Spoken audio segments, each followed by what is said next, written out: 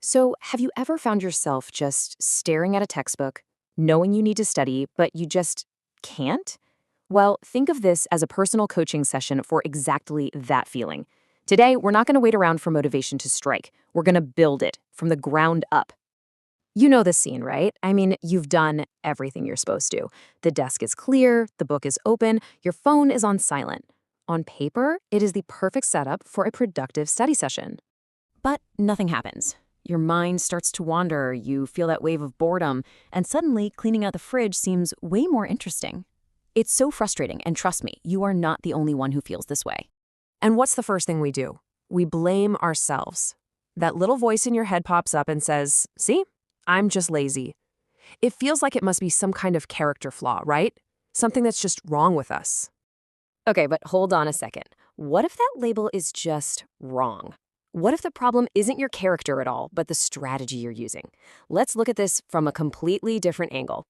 This is where we flip the script. So the myth is, I'm just lazy. But the truth? It's more like, I'm just not interested. Yet. That yet is super important. We think motivation is this magical feeling we have to wait for. But the reality is that interest is actually a skill. It's something you can build. And that right there is the core idea. I want you to let that sink in for a second. You don't find interest like you find your lost keys. You construct it, you build it piece by piece. And when you think about it that way, you get all the power back.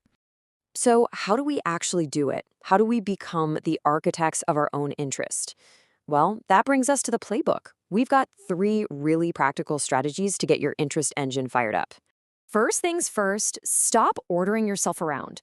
Your brain just doesn't like being told you have to learn this now. Instead, we're going to get curious. We're going to start with a question. So instead of just trying to force the information in, you become a detective. Ask yourself some real questions, like, okay, honestly, why does this even matter? Or how would this actually work in the real world? Or maybe, what problem got so bad that somebody had to come up with this idea? See, these kinds of questions turn it sure into a puzzle.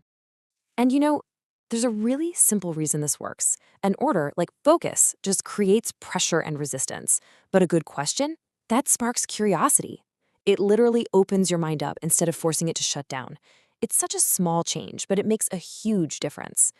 All right, strategy number 2. This one is for those moments when just starting feels impossible. The goal here isn't to study for 3 hours. Nope. The goal is just to get the engine running, and we're going to do it in 5 minutes. The plan is so simple. You just tell yourself, I'm only doing this for 5 minutes. That's it. Anyone can do something for 5 minutes, right? Then you start the task with zero pressure to finish it or do it perfectly. And what you'll find is, a lot of the time, those 5 minutes turn into 10 and then 20 because you've created something amazing. And that something amazing is momentum. This is the big secret. We have it all backwards. We think we need motivation before we can act. But it's the other way around. Motivation comes after you start. The action itself is the spark that lights the fire. Okay, our final strategy is all about shifting our attention from what's going on inside our heads to what's happening around us, because your environment is often more powerful than your willpower. So let's stop fighting distractions and just design them out of the equation. Just look at the difference here. Relying on willpower, it's exhausting, isn't it?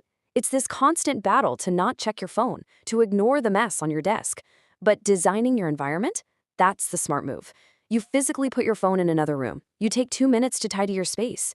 You're not trying harder. You're just making focus the path of least resistance. So, let's bring all this home. The biggest thing I want you to take away from this is that you're not just at the mercy of your motivation. You're not. You are the architect. You've got the blueprints. So here it is, your new plan. 4 simple rules. First, stop waiting to feel ready. It's a trap. Second, always lead with curiosity. Third, start ridiculously small with that 5-minute rule. And maybe the most important one, just keep showing up.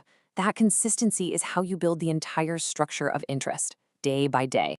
I really want you to hear this. Feeling stuck isn't a permanent condition. Feeling unmotivated isn't who you are. You are in control. And now you have the tools. You know how to build your way out of that feeling, one small step at a time. So the only question left is, what's the first brick you're going to lay? What's one tiny 5-minute, curiosity-driven thing you're going to do to start building that interest engine today.